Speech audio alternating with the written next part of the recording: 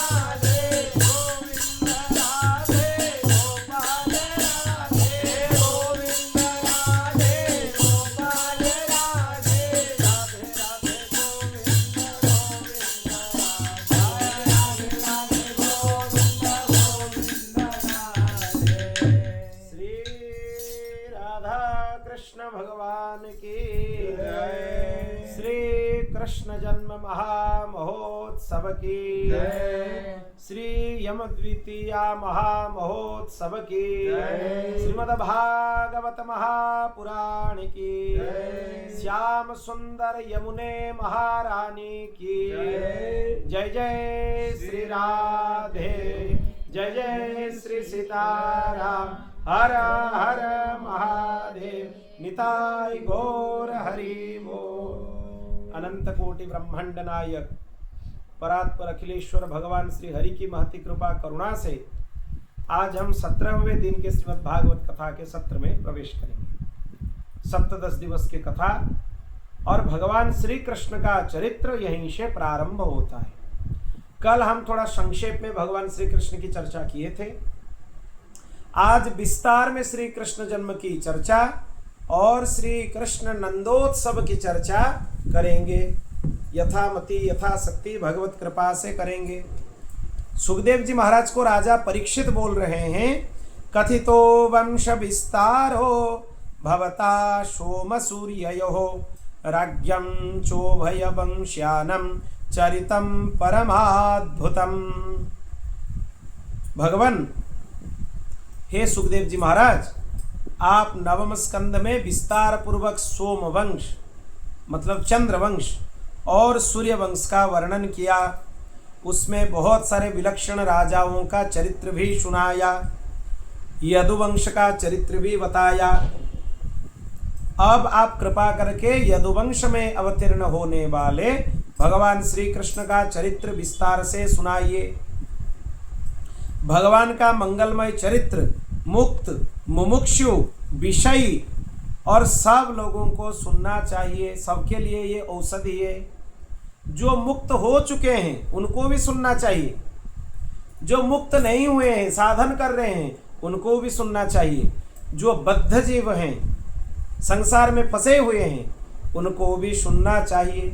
सबके लिए ये औषधि के जैसा है। आत्मघाती पशु को छोड़कर ऐसा कौन होगा जो भगवत कथा को ना सुने। मतलब जो भगवत कथा ना सुने उसके लिए क्या संज्ञा है? आत्मघाती पशु। पशु तो है पर वो आत्मघाती है, क्योंकि वो भगवत कथा का श्रवण नहीं कर रहा है। इसलिए सबको सुनना चाहिए। हमारे पितामह युधिष्ठिर तथा भीम आदि जिन भगवान के चरण रूपी नौका का आश्रय लेकर कौरव सेना रूपी दुस्तर समुद्र को पार कर सके, अश्वत्थमा के ब्रह्मास्त्र के ज्वाला से मुझे जिन्होंने प्राण दान दिया, प्राणी मात्र के बंधन मोक्ष के कारण जो है, और कृपा बस जो अभी नर लीला कर रहे हैं, वही भगवान श्री कृष्ण का मंगलमय चरित्र आप सुनाइए। बलराम जी, उनके दो माताएं हैं, रोहिणी और देवकी। ये दोनों के पुत्र कैसे हुए, इसमें संगति कैसे होगा, ये बताइए। भगवान मथुरा से ब्रज क्यों गए, दो स्थानों में रहते हुए उन्होंने क्या क्या चरित्र किया, वो सब बताइए। बध के अयोग्य मामा कंस को उन्होंने कैसे मारा, वो बताइए। यदुवंशियों के साथ भगवान ब्रज में कितने वर्ष रहे, वो बताइए। उनकी पत्नियां कितनी थी, वो बताइए। अब देखिए, आज तक मैं भूख प्यास से व्याकुल होता हुआ भगवत कथा सुनने के लिए बैठा हूं, पर अन्न जल का स्पर्श अभी तक नहीं किया हूं। इसीलिए आप आपके मुखचंद्र से निश्रुत अमृत वाणी का पान करा के मुझे प्रसन्न कर दीजिए, और इसी से ही मुझे भूख प्यास के बारे में कुछ पता नहीं चलेगा। सब करना सहज है, पर अपने क्षुधा तृष्णा के ऊपर विजय पाना ये सबसे कठिन है। इसीलिए महाभारत जी में एक श्लोक आता है, गांधारी बोलते हैं भगवान को, भगवान जब उनको महाभारत युद्ध के बाद ले गए वो कुरुक्षेत्र में दिखाने के लिए कि चलो अब तक तो आपके पुत्रों का मुख आपने नहीं देखा, अब अंतिम बार अपने पुत्रों का मुख आप दर्शन कर लीजिए। गांधारी गई, 18 दिन हो गए, गांधारी कुछ नहीं खाई थी। इसीलिए जब भगवान की माया से कुरुक्षेत्र के बीच में बेर का सुगंध आया, तुरंत गांधारी अपने पुत्रों के सबके ऊपर चढ़ के बेर तोड़ने लगी। तब श्री कृष्ण बोले, माता क्या कर रही हो तुम, अपने पुत्रों के शव के ऊपर चढ़ के तुम बेर तोड़ रही हो वृक्ष से। तो गांधारी क्या बोली, वासुदेव जरा कष्टम कष्टम निर्धन जीवनम पुत्र शोक महा कष्टम कष्टात् कष्टकरी क्षुधा। हे भगवान, हे वासुदेव, सबसे बड़ा कष्ट है वार्धक्य का कष्ट, वो तो हमें मिल चुका है, हम तो बुढ़ापा आ गया है हमारा। उससे भी ज्यादा कष्ट क्या है, निर्धन होना, वो भी हम हो चुके हैं, क्योंकि हमारे पुत्र मारे गए, सब संपत्ति अभी पांडवों का हुआ, इसलिए हम निर्धन भी हो गए। फिर पुत्र शोक महा कष्टम, वो भी मिल गया, सभी पुत्रों को हमें, सभी पुत्र हमारे मर गए, देखने के लिए भी नहीं बचे, जलदान पिंडदान करने के लिए भी कोई नहीं बचा। उससे भी कष्ट है क्षुधा। ये तीनों कष्ट से सबसे बड़ा कष्ट है क्षुधा। आप बुढ़ापा को सह लेंगे, निर्धनता को सह लेंगे, पुत्र ना होने को भी सह लेंगे, पर भूख प्यास को नियंत्रण नहीं कर पाएंगे, वो सबसे कठिन है, गांधारी बोल रही है। और वही सबसे कठिन काम को परीक्षित करके भागवत जी को सुनने के लिए बैठे हैं। इसीलिए परीक्षित जी बोल रहे हैं हमें भगवत कथा सुनाइए, क्योंकि आज तक 4 दिन हो गया। कृष्ण जन्म कब होता है? चौथे दिन होता है। आज तक 4 दिन हो गया, हम अन्न जल का भी स्पर्श नहीं किए हैं, भूख प्यास से बैठे हैं केवल भगवान दीनबंधु के चरित्र सुनने के लिए। इसीलिए हमें सुनाइए। सूत जी बोल रहे हैं सौनक मुनि को नैमिषारण्य में, एवं निशम्य भृगुनंदन साधुवादम वैया सखी स भगवान अथ विष्णुरातम प्रत्यर्च कृष्ण चरितम कलिकल्म सघ्नम व्याहर्तुमारभत भागवत प्रधान। मतलब अभी राजा परीक्षित का इतना सुंदर प्रश्न सुनकर भगवान सुखदेव जी बहुत प्रसन्न हुए। राजा की प्रशंसा कर भगवान का मंगलमय चरित्र को प्रारंभ किया, जो कि कली के समस्त दोष को समन करने वाला है। कृष्ण चरितम कलिकल्म सघ्नम और भागवत प्रधान, भागवत जी का जो प्रधान कथा है यहीं से प्रारंभ होता है। अब तक भगवान के बाकी अवतारों का चरित्र, भक्तों का चरित्र सुनाया। अभी भागवत का जो प्रधान चरित्र है श्री कृष्ण चरित्र, यहां से सुनाना प्रारंभ किया। राजन, भगवान की कथा में तुम्हारा बहुत प्रेम है, इसीलिए तुम्हारी बुद्धि प्रशंसनीय है। वासुदेव कथा संबंधी प्रश्न गंगा की धारा के समान वक्ता, श्रोता और प्रश्नकर्ता, इन तीनों को पवित्र कर देता है। 3 पवित्र हो जाते हैं, वक्ता, श्रोता और प्रश्नकर्ता। मैं पहले तुम्हें भगवान श्री कृष्ण के अवतार का कारण बताया हूं। एक समय असुर भावापन्न दुष्ट राजाओं के भार से पीड़ित पृथ्वी माता गो का रूप धारण कर रोती हुई मेरू पर्वत के ऊपर ब्रह्मा जी के समीप पहुंची। वहां उसने अपने सारा दुख ब्रह्मा जी को निवेदन किया कि इन दुष्टों का भार अब मुझसे सहा नहीं जाता, कुछ कीजिए लोक पितामह। फिर सब लोग जाकर क्षीर सागर के तट पर पहुंचे। ब्रह्मा जी, पृथ्वी देवता, शिव जी सब जाकर पहुंच गए और क्षीर सागर के तट पर जाकर पुरुष सूक्त से भगवान को स्तुति किए। भगवान को वेदों में सबसे प्रिय है पुरुष सूक्त। सहस्र शीर्षा पुरुषः सहस्राक्षः सहस्रपात शभुमिगुं सर्वतः स्पृत्वात्यतिष्ठद् सांगुलम्। वेद मंत्रों का सस्वर पाठ नहीं होता, इसलिए हम ऐसे ही पाठ किए। इनका एक दूसरा स्वर है। कर्मकांड करते समय इनका स्वर अलग होता है, उद्दात, अनुदात, स्वरित आदि का ध्यान रखते हुए ही इनका पाठ किया जाता है। पर सार्वजनिक रूप से अभी ऐसे पाठ नहीं करना चाहिए, इसलिए हम संकेत कर दिए कि यही मंत्र है।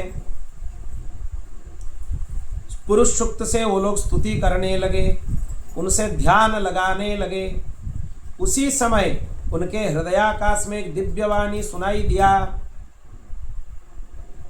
तदनुसार देवताओं से कहा, हे देवगण आप ध्यान देकर सुनिए।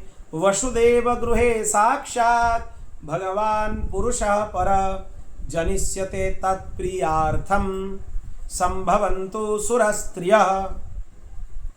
अद्भुत बात देखिए, वसुदेव गृहे साक्षात भगवान पुरुषः पर, वसुदेव जी के यहाँ परम पुरुष भगवान श्री कृष्ण अवतरित होंगे। इसीलिए सब देवगण उनके परिकर बन के जन्म ले लो। और जनिष्यते तत्प्रियार्थम, प्रिया भगवती कौन है? राधा रानी श्री जी। भागवत में संकेत किया गया है राधा रानी के जन्म के बारे में। दर्शन करना चाहिए, प्रत्यक्ष नहीं लिखा है, परोक्ष रूप से ये लिखा है। जनिष्यते तत्प्रियार्थम संभवन्तु सुरस्त्रियः। उनके प्रिया भगवती राधा रानी के सेवा करने के लिए जितने देवांगना हैं सुरस्त्रियः, सब जाकर अवतार ग्रहण कीजिए, जन्म ले लीजिए। भगवान के लिए तो देवता अवतार लेंगे, स्त्री क्यों अवतार लेंगे? क्यों लेंगे? जनिष्यते तत्प्रियार्थम संभवन्तु सुरस्त्रियः। यह बात है, ये संकेत से सबको सुनाई दिया, सबके हृदयाकाश में भगवान की वाणी प्रकट हो गए। पृथ्वी का भार उतारने के लिए कंस के कारागार में पहले शेष जी प्रकट होंगे, मतलब शेषनाग अनंत, फिर भगवान अवतार ग्रहण करेंगे।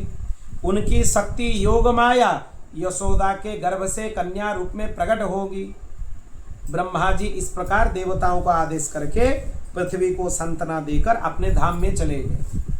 उस समय यदुवंशी राजा सूरसेन मथुरा आदि देशों का पालन करते थे, इसलिए मथुरा ही समस्त यदुवंशियों का प्रधान राजधानी था। कुछ समय बाद उग्रसेन के भाई देवक, उनकी कन्या देवकी का विवाह वसुदेव जी से संपन्न हुआ। ये वसुदेव जी सूरसेन के पुत्र हैं और उग्रसेन के भाई देवक के कन्या हैं देवकी। दोनों का परिणय हुआ। जब वधू ले जाने के लिए वो रथ पर सवार हुए, तब प्रेमवश, ये तो प्रेमवश नहीं, दिखावा के लिए कंस स्वयं घोड़ों का लगाम पकड़कर रथ हाँकने लगा कि हम रथ लेकर जाएंगे। देवकी के दहेज में 400 हाथी, 15,000 घोड़े और 900 अथवा 1800 रथ दिए गए। इतना यौतुक मिला किसको? देवकी को। 400 हाथी, 15,000 घोड़े और 900 अथवा 1800 रथ, इतने दिए गए। ये कोई छोटी संख्या नहीं है। रथानम च 63 63 बोला गया है। 63 ऐसे उसको समझना चाहिए। 63 3 नहीं, 3 और 6 तो कितना हुआ? 9। उसके सत मतलब 100, 900 हुए। अथवा 63 3 गुना 6 तो कितना हुआ? 18, तो 1800। इसीलिए 900 भी हो सकता है, 1800 भी हो सकता है। इसको ऐसे समझना चाहिए, क्योंकि यहाँ गुणा करना है या दोनों को मिलान जोड़ना है यह बताया नहीं गया। 63 बोला गया है। 3 और 60 9 भी हो सकता है। 3 गुना 6 63, 18 भी हो सकता है। इसीलिए इसको दोनों तरह से समझना चाहिए। उनके सेवार्थ 200 दासियां भी दी गई। 200 दासियां। वरवधु के विदाई के समय शंख, भेरी, मृदंग आदि बाजों के साथ मंगलगान हो रहे थे। उसी समय घोड़ों का लगाम पकड़ के कंस को मार्ग में संबोधित करके आकाशवाणी हुई, अरे मूर्ख कंस, तू जिसका रथ हाँक रहा है, इसी देवकी का 8वां बालक तेरा वध करेगा। आकाशवाणी हो गया, अस्यास्त्वामष्टमो गर्भो हंतायाम बहशे बुध। कंस सुन लिया। अब उसके सारे प्रेम उतर गए। जो दुष्ट होते हैं विकट परिस्थिति आने पर अपने असल रूप में वो आ जाते हैं। जितने भी पाखंड करे, दिखावा करे, वो ज्यादा देर तक टिकता नहीं है। जब विकट समय परिस्थिति आ जाता है वो तुरंत सब कुछ छोड़ के अपने असली स्वरूप में आ जाते हैं। कंस का भी वही हुआ। हाथ में तलवार उठा ली और बहन को मारने के लिए उसकी चोटी पकड़ ली। यह देखकर वसुदेव ने साम और भेद वचनों के द्वारा उनको बहुत समझाया। जब कंस नहीं माना तब अंत में वसुदेव ने कहा, इसमें घबराने की क्या बात है? जिससे तुम्हें भय है उन पुत्रों को मैं तुम्हें दे दूंगा। तुम्हें तो देवकी से भय नहीं है, तुम्हें उसकी पुत्रों से भय है, तो पुत्र हम आपको दे देंगे। देवकी सहित वसुदेव भी अपने घर चले गए। समय आने पर देवकी की कुक्षी से कीर्तिमान नामक एक प्रथम पुत्र उत्पन्न हुआ। वो पुत्र का नाम है कीर्तिमान। फिर वसुदेव उसको तुरंत ले जाकर कंस को दे दिया। कंस उनके सत्यता पर मुग्ध हुआ और ये सोचने लगा, ये तो मेरा शत्रु नहीं है। ये बालक उनको लौटा दिया। इसी समय देवर्षि नारद आकर कंस को कहा, अरे मूर्ख, वसुदेव और नंदकुल में देवताओं ने जन्म लिया है, तू अपने शत्रु को छोड़ क्यों रहा है? नारद ने 8 रेखाएं पृथ्वी पर खींचकर उनको समझा दिया। अगर तू यहाँ से प्रारंभ करे तो ये 8 होगा, अगर उधर से प्रारंभ करे ये 8 होगा, अगर इधर से प्रारंभ करे तो दूसरा वाला 8 होगा। ऐसे सब तरीके से नारद जी उसको समझा दिए। वो तो महामूर्ख था ही, उसको समझ में आ गया हाँ सही है, देवता तो चालाक होते हैं। कहीं ऐसे ना कर दे कि अष्टम गर्भ को पहले ही भेज दे और अष्टम में पहले वाला आ जाए। इसीलिए किसी को छोड़ना नहीं चाहिए। तुरंत वो वसुदेव के हाथ से बालक को लेकर मार डाला। इस प्रकार कंस ने देवकी के 6 पुत्र मार डाले। वसुदेव और देवकी के पैरों में बेड़ी डलवाकर उन्हें कारागार में बंद कर दिया।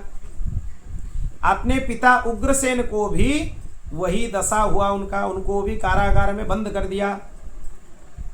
और तुरंत वो राजा बन गया, बिना अभिषेक का राजा। उसका अभिषेक नहीं हुआ, वो अपने आप जाकर बैठ गया सिंहासन पर कि मैं राजा हूं, राजा बन गया अपने से। ये कंस पूर्व जन्म में कालनेमी राक्षस था, कालनेमी था। उसको भगवान विष्णु ने मारा था। नारद द्वारा जब ये सब बात उनको ज्ञात हुआ तब यदुवंशियों से वो विरोध करने लगे। बोलो भक्तवत्सल भगवान की जय। फिर सुखदेव जी महाराज बोले, प्रलंब बक चाणूर तृणावर्त महासने मुष्टिकारिष्ट द्विविधा पुतना केशिधेनुकै अन्यैश्चासुर भूपालैर्वाण भौमादिभिर्युतः यदुनाम कदनं चक्रे बलिमागध संश्रयः।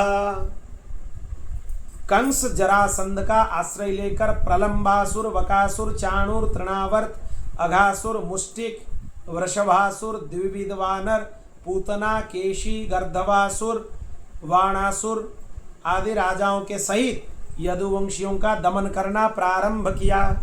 इनके साथ मित्रता हो गया उसका। बेचारे यदुवंशी पीड़ित होकर कुरु, पांचाल आदि देश में छिप गए और कुछ वहां पे जो रह गए वो हाँ में हाँ मिलाने लगे, नहीं तो मार देंगे ये। बाध्य होकर वो लोग हाँ में हाँ मिलाने लगे। कंस ने देवकी के 6 पुत्र मार डाले। 7वें गर्भ में शेष जी अवतीर्ण हुए। भगवान सोचे देखो ये तो शेष नाग है अनंत, ये सहने वाले नहीं है, ये थोड़े गर्म मिजाज के हैं। अगर कंस कुछ उपद्रव किया इनके साथ तो कृष्ण जन्म तो बाद में होगा, कंसवध पहले हो जाएगा। क्यों? क्योंकि ये 7म गर्भ में बलराम जी शेष नाग हैं। एक बार फू कर देंगे कंस को भस्म कर देंगे। शेषनाग के सहस्त्र फणा हैं, इसलिए भगवान सोचे इनको यहाँ रखना ठीक नहीं है। उनको योग माया को बोलकर रोहिणी के उदर में स्थानांतरित कर दिए भगवान, नहीं तो भगवान की लीला में बाधा आ जाएंगे। अगर एक बार शेषनाग सोच लेंगे कि ये कंस भगवान को पीड़ा पहुंचाने वाला है, भस्म कर देंगे उसको, क्रोध से ही भस्म कर देंगे, इतने प्रचंड हैं। और भगवती दुर्गा को, योग माया को बहुत सारे नाम भगवान प्रदान किए। तुम्हारा नाम दुर्गा होगा, भद्रकाली होगा, ऐसे अनेक नामों से तुम्हारा पूजन होगा। अनेक स्थानों पर तुम्हारा मंदिर निर्माण होगा और संसार में सबसे ज्यादा पूजन तुम्हारा होगा। कहीं कोई देवता हो ना हो, ग्राम देवी हर जगह होती, तो देवी का सबसे ज्यादा पूजन है। ये भगवान की आज्ञा से हुआ कि जाओ तुम्हारा पूजन हर जगह होगा, चले जाओ। फिर वो चले गई, रोहिणी के कोख में रख दिए और स्वयं यशोदा माता के गर्भ में तेज के रूप में विराजित हो गई।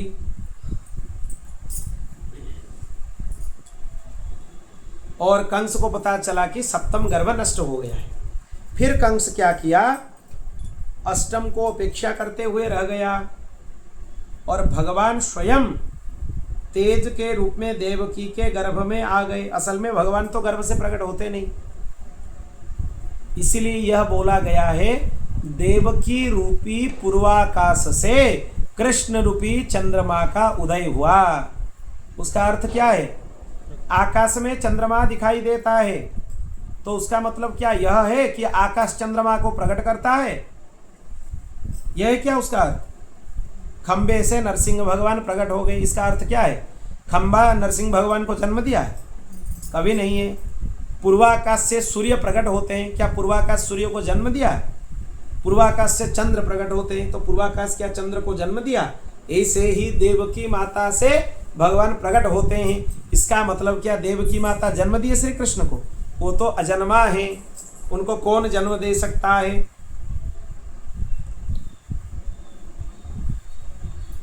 अब कंस सोचा कि इस अवस्था में अगर देवकी को मार दूं तो लोग अपवाद देंगे, लोग बोलेंगे कि गर्भिणी को मार दिया। कोई बात नहीं, इसका पुत्र हो जाए फिर देख लेंगे।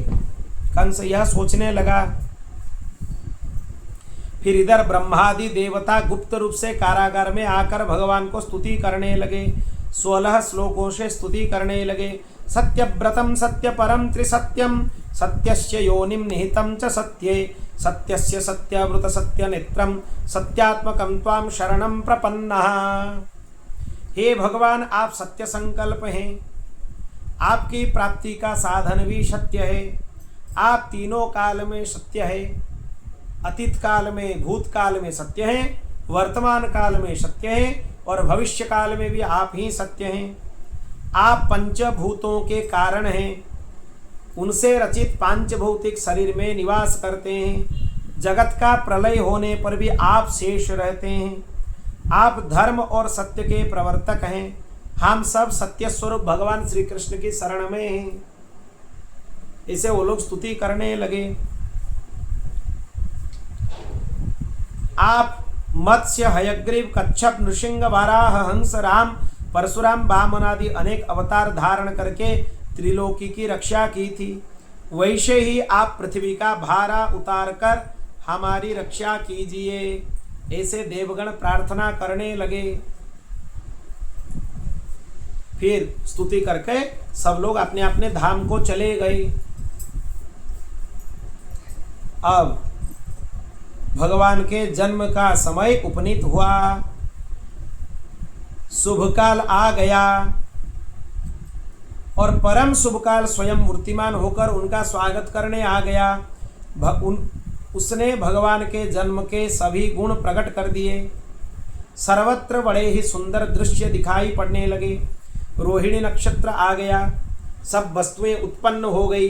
ग्रह, नक्षत्र, तारा सब शांत भाव से लग्नेश को देखने लगे। दिशाओं ने वर्षा में शरद गुण प्रकट कर दिए। असल में वर्षा ऋतु है पर शरद ऋतु के जैसे अनुभव हो रहा है। आकाश मेघों से आच्छन्न हो गया, जिसमें रहकर तारागण भगवान की झांकी के लिए लालायित थे। भगवान की झांकी का दिव्य सौंदर्य पान करने में मेघ और तारागण बीच में लड़ गए। तारागण बोल रहे हैं कि हम दर्शन करेंगे, मेघ उनको दर्शन करने के लिए नहीं दे रही है। यही चला उनके बीच में। पृथ्वी प्रसन्न हो गया, सब मंगलगान करने लगे। गौ माताओं के थनों से दूध अपने आप टपकने लगा। सब शुभ लक्षण प्रकट हो गए। ब्राह्मणों की यज्ञ कुंडों की शांत अग्नि दक्षिणावर्त होकर प्रज्वलित होने लगी। भ्रमर सुंदर गुंजन करने लगे। सोई हुई पक्षियां गुंजन करने लगे। स्वर्ग में दुंदुभी बजने लगे। सिद्ध किन्नर गंधर्व विद्याधर गान करने लगे। अप्सराएं नाचने लगी। आकाश से देवता पुष्पवृष्टि करने लगे। मेघ भी मंद मंद गर्जना करके जलबिंदु रूपी पुष्प बरसाने लगे।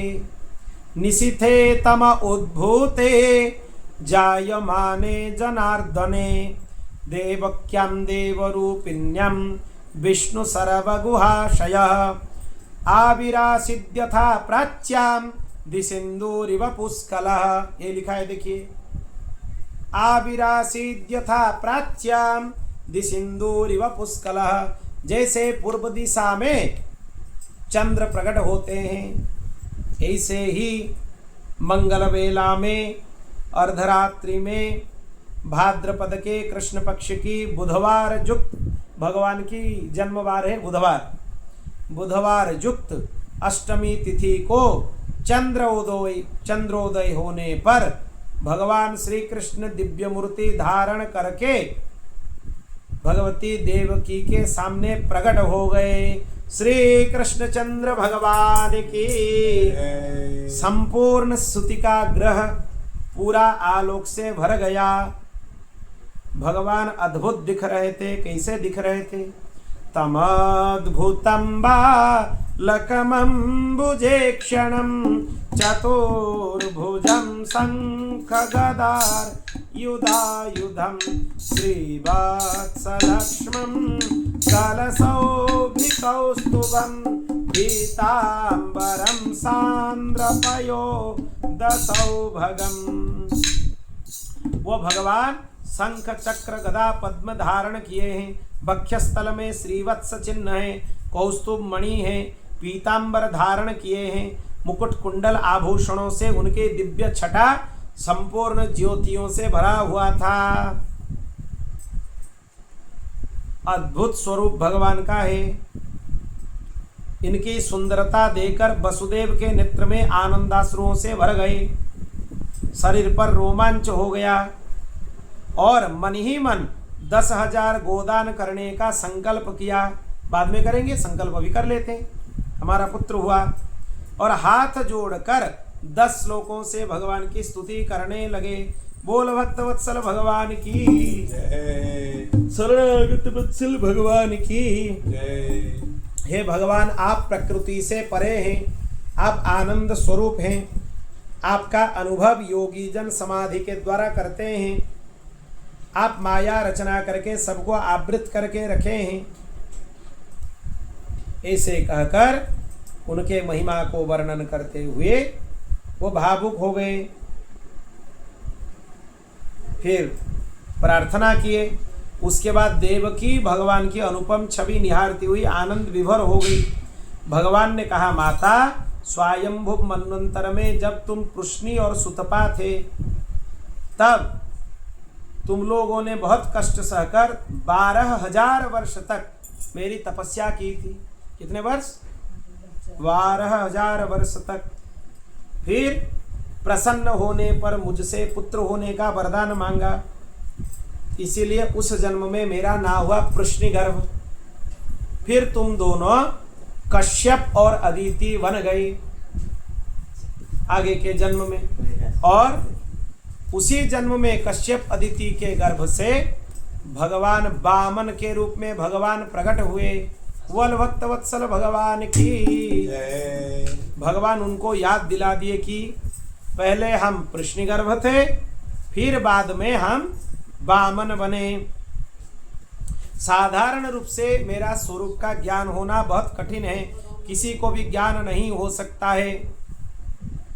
अब देखो, एक काम करो,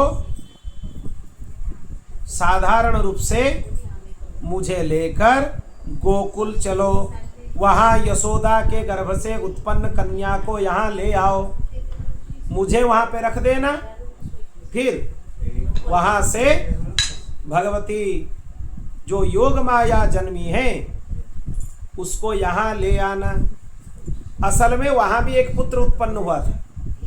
आप पूछेंगे दूसरे ग्रंथों में तो है, कहाँ है? गर्ग संहिता में है और हरिवंश पुराण में है। इनमें संकेत है। विष्णु यामल नामक ग्रंथ में है। बहुत सारे उदाहरण उसका दिया गया है। बहुत सारे ग्रंथों में उसका चर्चा भी किया गया है। पर भागवत जी का कथा हम श्रवण कर रहे हैं, इसलिए यह प्रश्न आना चाहिए कि भागवत जी में कहाँ लिखा है कि भगवान वहां यशोदा के यहाँ प्रकट हुए।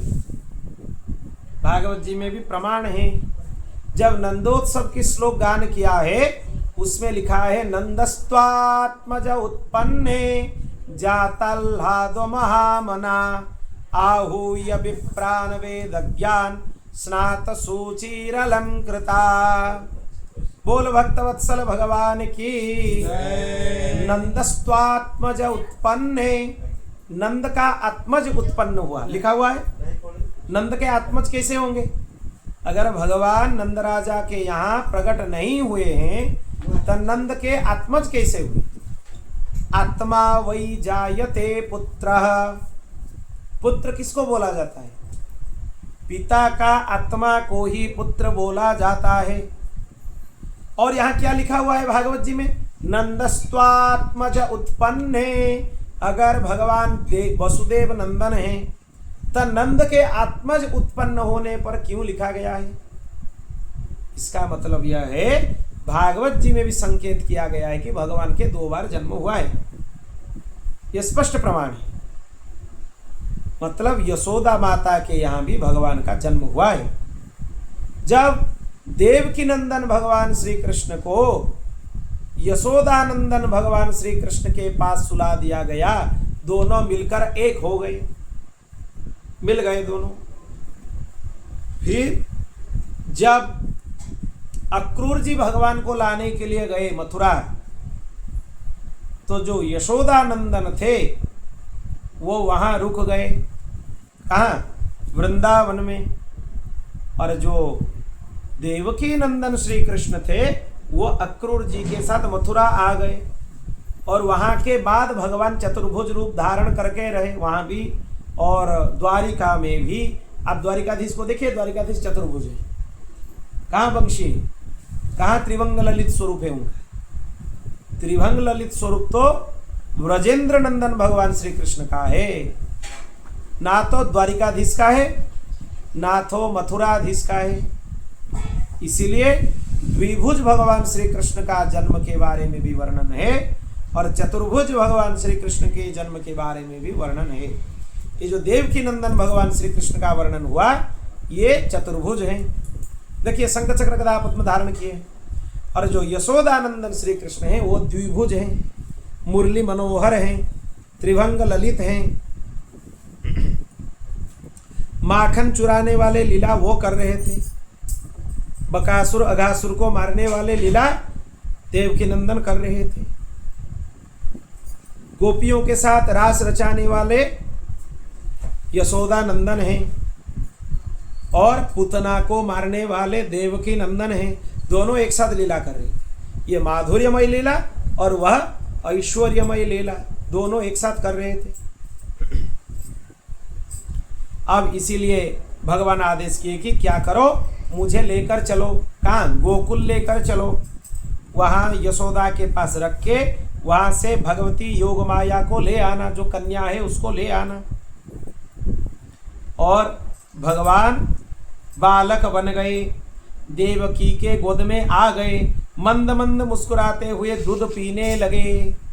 पित्रो संपश्यतो सद्य बभुव प्राकृतः शिशु, भगवान प्राकृत शिशु बन गए। कितने अद्भुत! देखिए, लीला करने के लिए साक्षात परिपूर्ण पर ब्रह्म भगवान श्री कृष्ण प्राकृत शिशु बन गए। स्पष्ट लिखा हुआ है। जिस समय वसुदेव ने बालक को लेकर गोकुल जाने की इच्छा की, उसी समय वहां पर भगवान प्रकट हो गए थे। दोनों का प्रागट्य समय अलग है। रोहिणी नक्षत्र के पहले चरण में देवकी नंदन प्रकट हुए और अंतिम चरण में यशोदानंदन प्रकट हुए हैं। इसीलिए दोनों का नाम अलग है। कैसे अलग है? देखिए, रोहिणी नक्षत्र का अंतिम चरण का अक्षर है क्या? वी। इसीलिए वृंदावन बिहारी लाल की बी से उनका नाम हुआ बिहारी जी। रमण बिहारी जी हो सकते हैं, वांके बिहारी जी हो सकते हैं, कुछ भी देख लीजिए। वी शब्द है, रोहिणी नक्षत्र का अंतिम चरण में आता है। और वा शब्द कहाँ आता है? पहले चरण में। वासुदेव हो गए। इसीलिए जो देव के नंदन है उनका नाम हो गया वासुदेव। ज्योतिष के अनुसार भी सिद्ध हुआ कि भगवान के 2 बार अवतार हुए हैं और दोनों का समय अलग अलग है। यहाँ पहले हुए, फिर वहाँ पे बाद में हुए, और वो बहुत कम समय का अंतर था, इसीलिए पता नहीं चला, वो तुरंत लगा। फिर द्वारपाल सो गए। श्री कृष्ण को लेकर वसुदेव द्वार पर आए। कपाट खुल गए, लोहे के श्रृंखला खुल गए, दरवाजे खुल गए। उसी समय मेघ मंद मंद बरस रहे थे। शेष जी अपने फणों से वर्षा के जल को निवारण करते हुए वसुदेव के पीछे अज्ञात रूप से चल रहे थे, जैसे कि भगवान के ऊपर जल बिंदु पतित ना हो, वह आच्छादित करके चल रहे थे। ता कृष्ण बाहे वसुदेव आगते स्वयं व्यवर्यत यथा तमोरवे बवर्ष पर्जन्य उपांशु गर्जिता शेषोत्वगाद्वारि निवारयन् फणी। अपने फणों से शेषनाग वर्षा को दूर करते हुए आगे चले। यमुना जी जब भगवान को देखे उनका प्रेम उमड़ पड़ी, वो भगवान के चरण स्पर्श करना चाहती थी। उस समय भगवान अपने पैरों को धीरे धीरे नीचे लटका दिए और उनको छूकर यमुना जी मार्ग दे दी। वसुदेव जी निर्विघ्न से गोकुल पहुंच गए। फिर वहां पे सब गोप गोपाल सो रहे थे। चुपचाप यशोदा के सैया पर अंधकार था, इसलिए पता नहीं चला बालक भी है, एक बालक भी है और एक बालिका भी है। बालक को सुला दिए और बालिका को वहां से लेकर मथुरा आ गए। जब देवकी के सैया पर कन्या को सुला दिया, अपने आप हथकड़ी पड़ गए, सब कपाट बंद हो गए, प्रहरी जाग गए और वहां पे वो कन्या रोने लगी। फिर वो क्या होगा आगे देखेंगे। भगवान की जातक में क्या ग्रह नक्षत्रों का योग है, भगवान का जातक को ध्यान से सुन लीजिए। भगवान का जातक कैसा है। उच्चस्था शशि भौम चंद्र सनयो लग्नम वृषोला भगो जीव सिंह तुलालि शुक्रम वसात् पूषा शनि राहुक निशिता समयोष्टमी बुध दिनम ब्रह्मर्क्षमत्र क्षणे श्रीकृष्णाभिधमं भुजे क्षणमभूत् दावी परम ब्रह्मतात। उस समय भगवान का ग्रह नक्षत्र अद्भुत थे।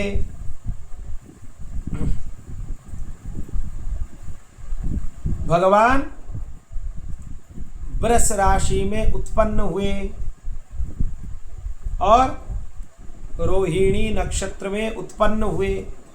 बुधवार का दिन था। सभी ग्रह अपने अपने उच्च स्थान पर थे।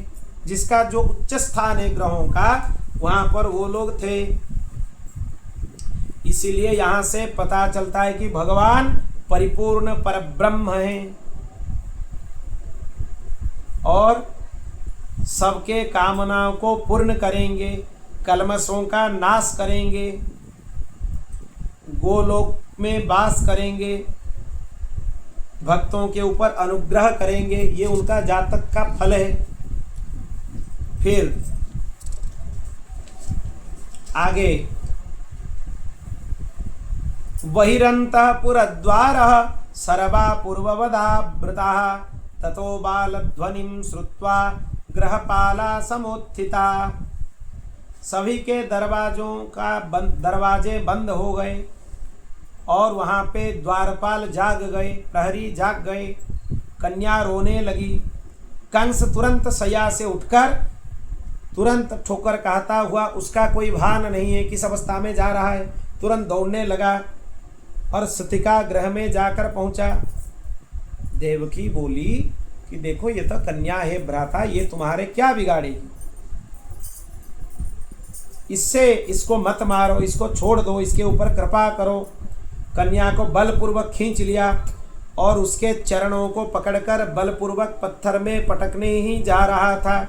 कन्या उसके हाथ से छूटकर आकाश में उछलकर चली गई और अष्टभुजा दुर्गा के रूप धारण कर ली। भगवती अष्टभुजा दुर्गा माता की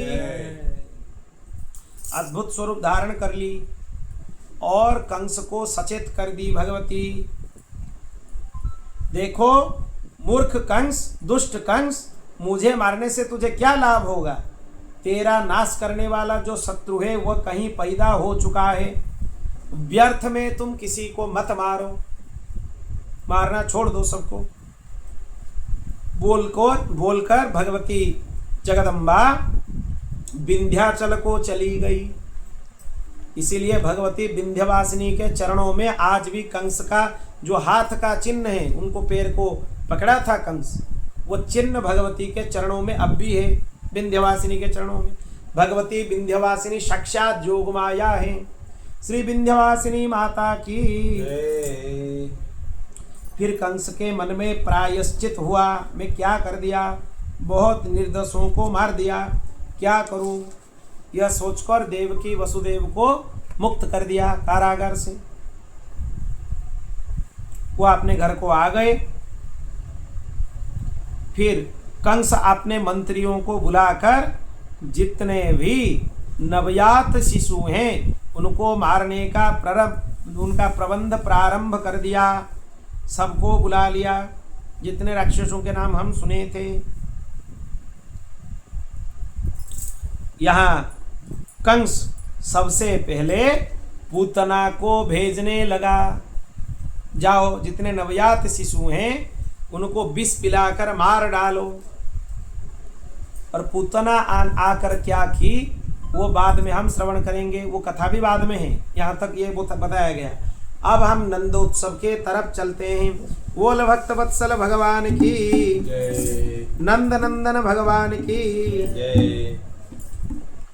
देखिए, पहले तो योग माया के द्वारा रोहिणी के गर्भ में बलराम जी आ चुके थे। बलराम जी भाद्रपद की शुक्ल षष्ठी को प्रकट हो गए। श्री बलराम भगवान की जय, श्री शेषनाग अनंत जी की जय।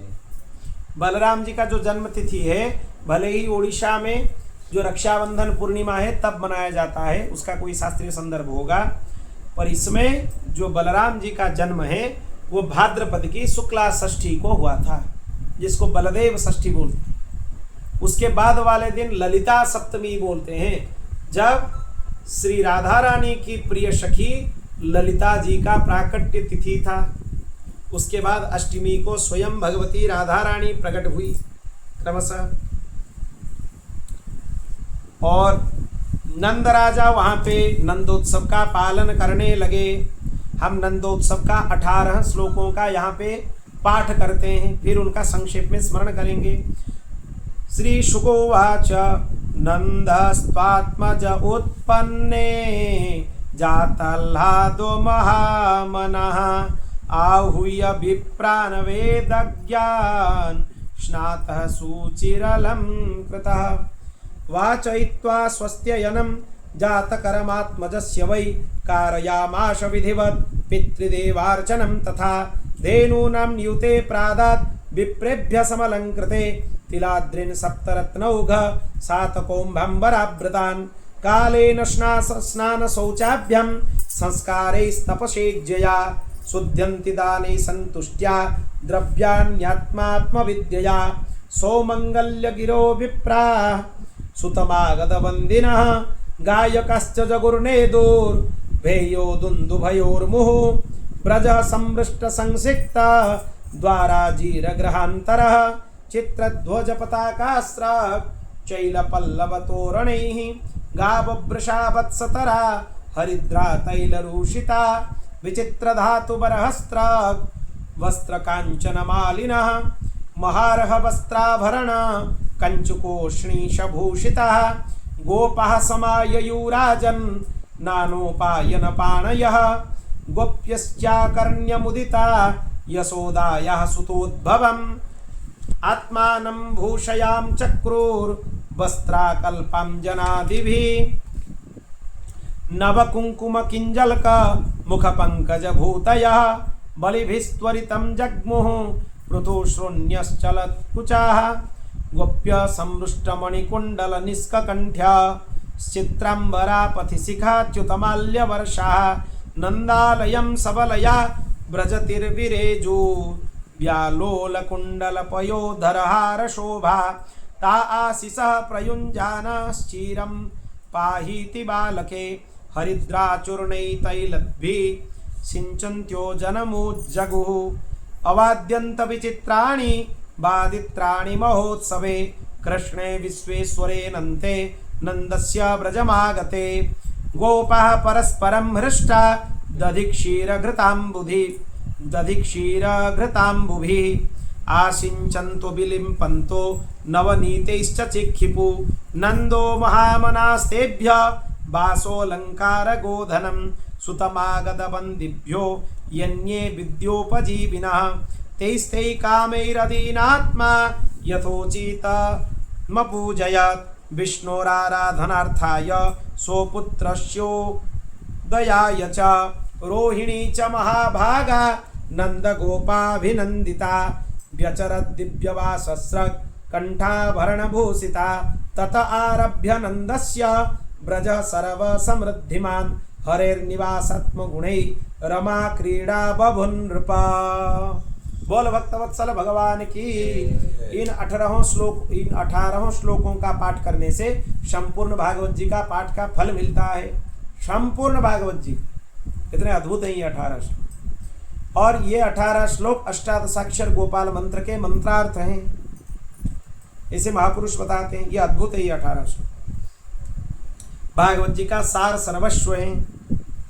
नंद बाबा पुत्र जन्म होने पर आनंद में भर गए, स्नान किए, सुंदर वस्त्राभूषण धारण किए, वेदज्ञ ब्राह्मणों को बुलाकर स्वस्तिवाचन किए, पुत्र का जात कर्म संस्कार कराया, साथ ही साथ पितरों के विधिवत पूजा करवाई, ब्राह्मणों को वस्त्राभूषण दिए, 2 लाख गौ माताओं का दान किए, रत्न सुनहले वस्त्र से तिलक से 7 पहाड़, इसके तिल के 7 पहाड़ बनाकर दान कर दिए।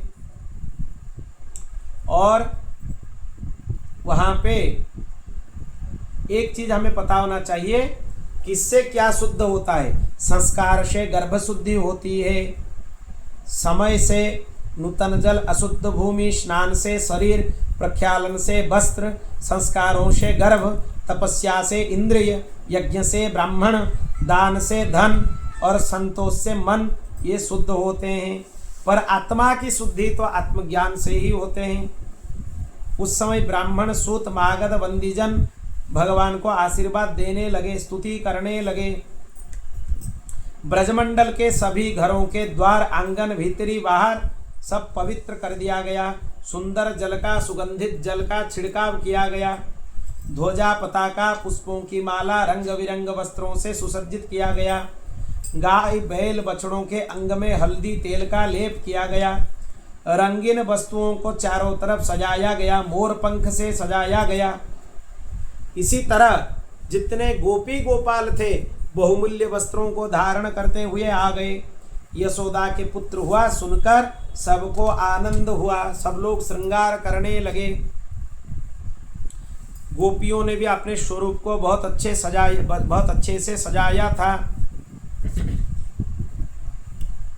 और सब जाकर उनको चिरंजीवी बनने का आशीर्वाद दे रहे थे। जो भगवान संपूर्ण जगत के स्वामी हैं उनको भी जाकर गोपी आशीर्वाद देते हैं कि लाला तुम चिरंजीवी बनो। आनंद से एक दूसरों के ऊपर दही, दूध, घी उड़ेलने लगे, एक दूसरे के मुंह पर मक्खन मखने लगे, और मक्खन फेंक फेंक कर आनंदोत्सव मनाने लगे। दधिकांद महोत्सव हुआ। और क्या हुआ? नंद बाबा सबको उपहार देने लगे, सबको दान करने लगे। रोहिणी जी भी उनको अभिवादन करने के लिए वस्त्र, माला और बहुत सारे सुसज्जित अलंकार उनको दिए। इतना समृद्धि ब्रजलोक में प्रसिद्ध हो गया, लगा कि भगवती महालक्ष्मी का ब्रज क्रीड़ा स्थल बन गया है। और ये इतने दिन तक चला, 1 महीने का समय 1 दिन में लग गया, किसी को पता नहीं चला।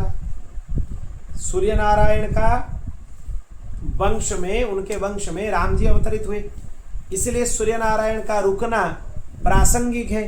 पर भगवान श्री कृष्ण के अवतार काल में सूर्य नारायण उनको देखते हुए 1 महीने क्यों रुक गए? पुत्र से भी जामाता, जो जामाता होता है वो ज्यादा प्रिय होता है ससुर को, जो जमाई है वो ज्यादा प्रिय है। इसीलिए श्री कृष्ण भगवान उनके जामाता बनने वाले हैं। किनके? सूर्य नारायण के। उनकी पुत्री यमुना जी से ब्याह करने भगवान करने के लिए आए हैं। इसीलिए सूर्य नारायण उनको देखते हुए 1 महीने रुक गए।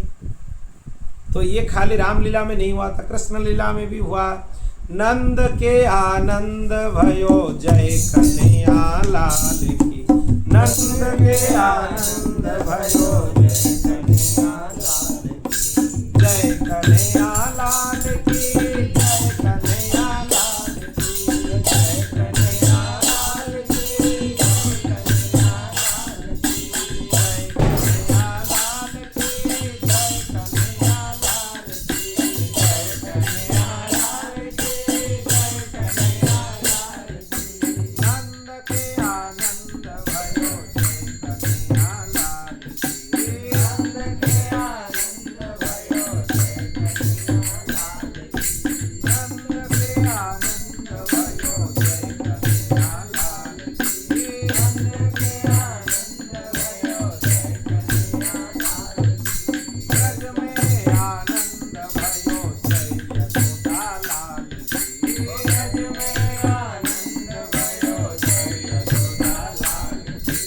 हाथी घोड़ा पाल के जय कन्हैया लाल की, हाथी घोड़ा पाल के जय कन्हैया लाल की, जय हो नंद लाल की, जय यशोदा लाल की, जय हो नंद लाल की, जय यशोदा लाल की। गोकुल में आनंद भयो जय कन्हैया लाल की, गोकुल में आनंद भयो जय कन्हैया लाल की। आनंद उमंग भयो जय कन्हैया लाल की, आनंद उमंग भयो जय कन्हैया लाल की। नंद के आनंद भयो जय कन्हैया लाल की, नंद के आनंद भयो जय कन्हैया लाल की।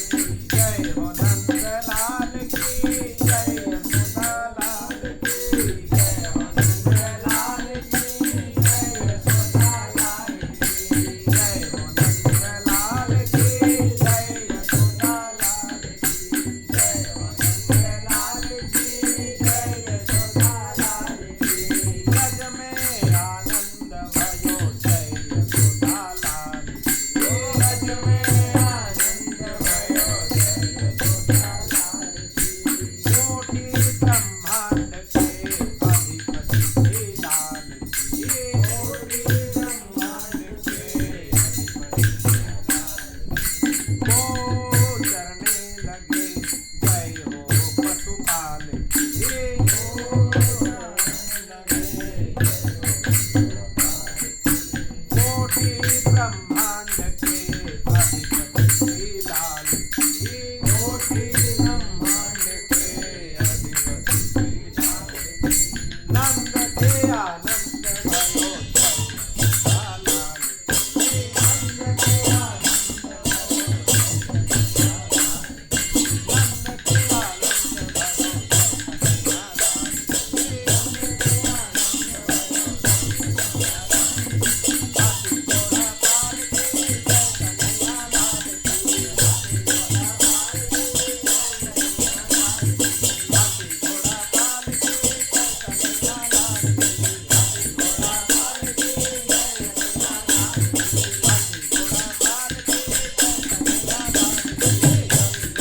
कन्हैया लाल की, नंद के आनंद भयो जय कन्हैया लाल की, नंद के आनंद भयो जय कन्हैया लाल की।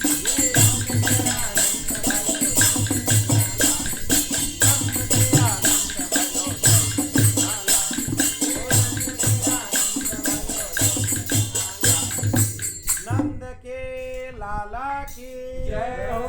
नंद नंदन श्री कृष्णचंद्र भगवान की जय। नंदोत्सव महामहोत्सव की जय। श्री कृष्ण के जन्म के सबको अनंत कोटि बधाई हो, बधाई हो। ओम पूर्णमदः पूर्णमिदं पूर्णात् पूर्णमुदच्यते पूर्णस्य पूर्णमादाय पूर्णमेवावशिष्यते। हरि ओम शांति शांति शांति। श्री कृष्णार्पणमस्तु।